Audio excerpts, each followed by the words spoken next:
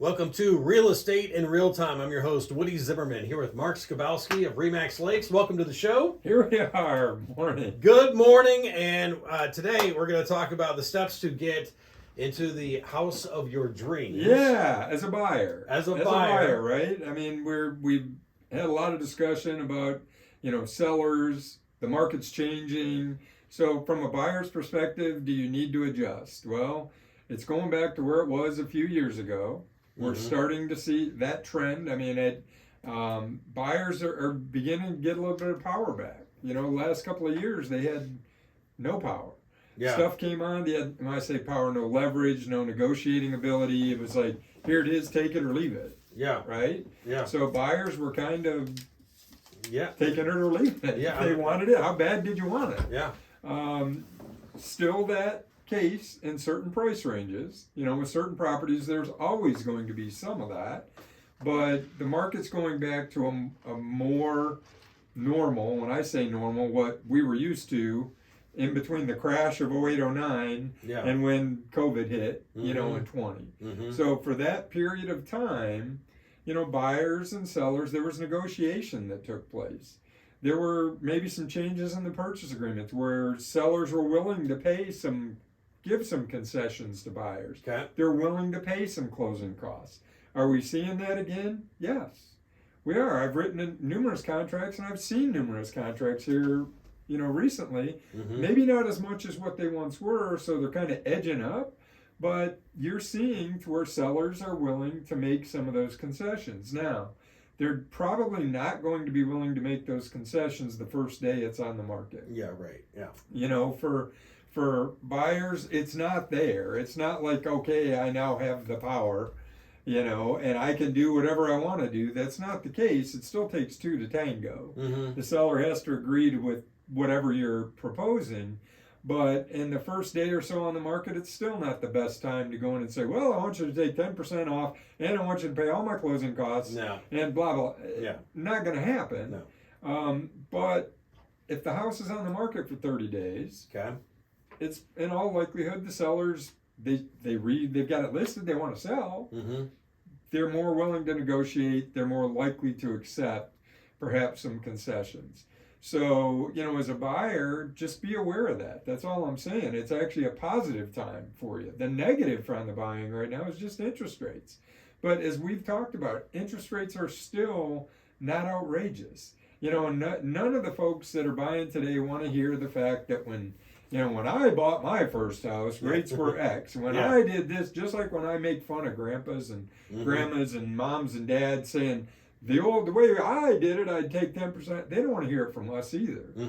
Because 6% is a heck of a lot worse than what 3% was. We heard 3% for a long time. Yeah, we were. So when I'm saying that, it's not that bad, buyers, you just need to understand it could be a lot worse. It could be 12%. And it's not.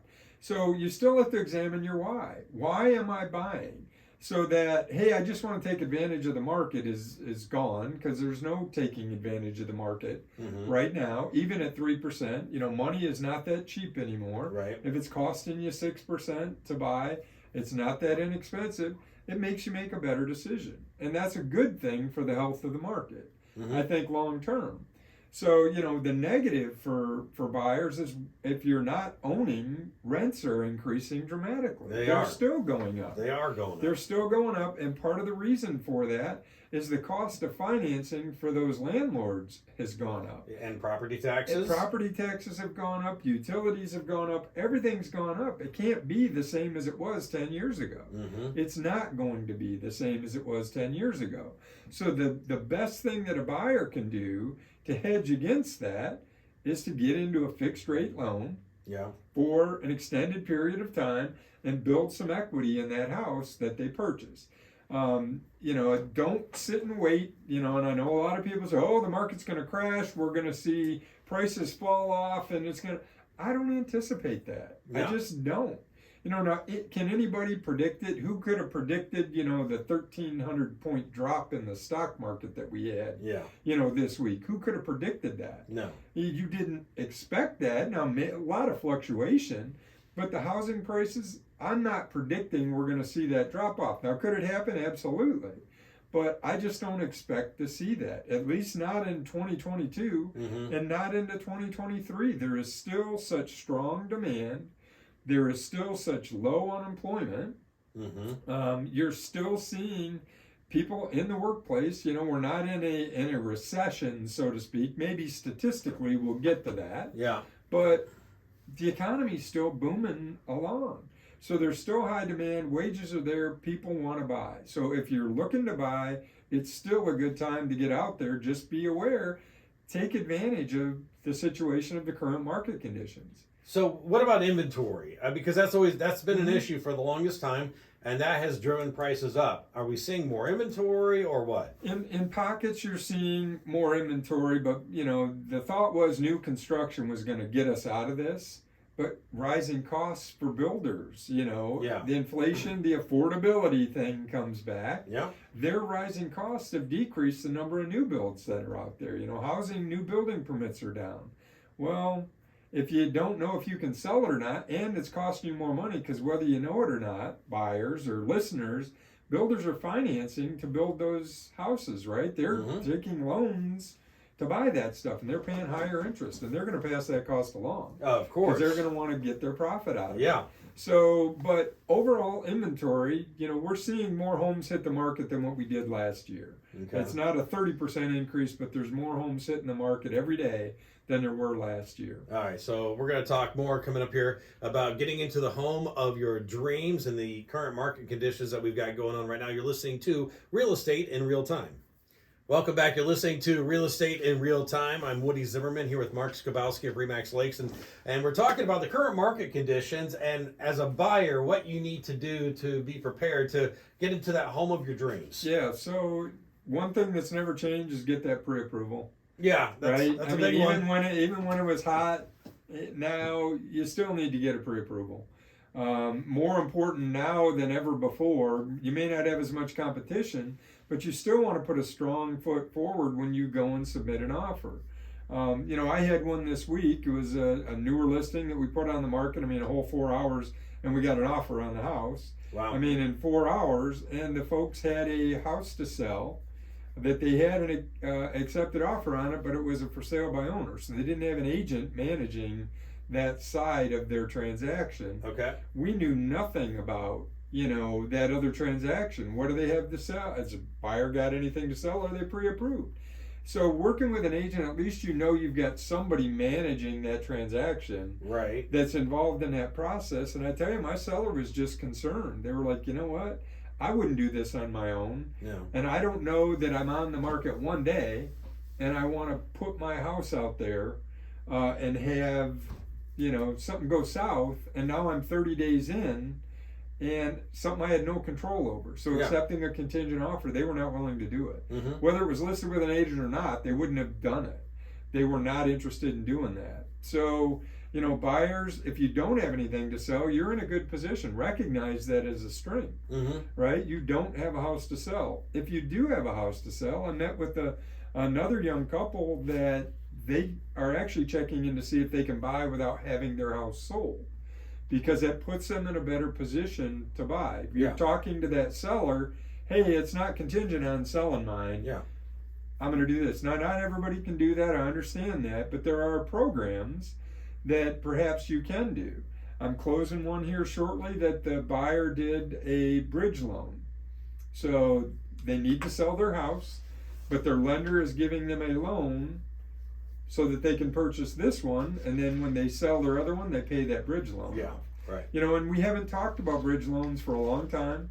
One of the other pieces we've not talked about, adjustable rate mortgages, even though I think more and more people are going to go to those as interest rates continue to bump up.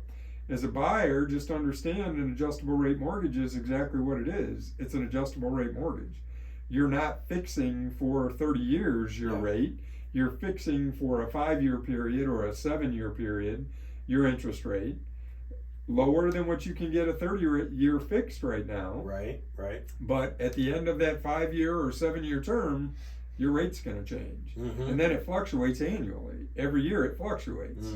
So strategically, you can use an ARM and buy. and pay down on that principal at the lower interest rate and then refi. Yeah. Well, that's the whole plan. And that's what I did because Right. rates when I bought my first house, they were I think like 8%, Yeah. and so I did an adjustable rate to get a Yeah. lower rate, Right. and then I don't know 7 years later, something like Yeah. that, I did a refi Yeah. when rates dropped down. And because rates will fluctuate, this 6% is I'm going to guess it's going to be shorter term. I don't think we're going to see it for the next 30 years. No, maybe we will. Are we going to go back to 3? No, I don't believe that. That was all-time record lows. Yeah, I don't think we're going to see them again. But we're going to hover. I would imagine we'd get back in that 4.5% to 5.5% interest rate, which is going to be a good rate. That's not a bad rate. Long-term. No, It's really really not. No, that's not really a bad rate at all. So buyers, get that pre-approval. Keep your credit in order.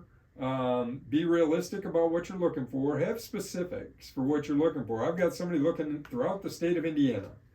That's pretty vague. and it's funny. I asked the question, so what are you doing? Because they asked me about a house in Valpo, one in Wabash, Wow. one in Fort Wayne. I'm like, what are you doing? And they live in Ohio. They said, we just want to get out of Ohio. Well, I don't see anything I don't wrong. blame ya. Welcome. Come on over, Hoosier. I don't blame you, but Yeah. I just, it's like, as an agent, I can't help you. I can't cover. I'm not driving to Valpo. Yeah. I couldn't do a good job for you. Yeah, right. You don't know the different I markets. know the different market. You Real know estate this is local. Yeah, you know this market. Yeah. So, but it was funny. We're having this conversation, and I did not expect that answer. Right. I did not expect. I just want.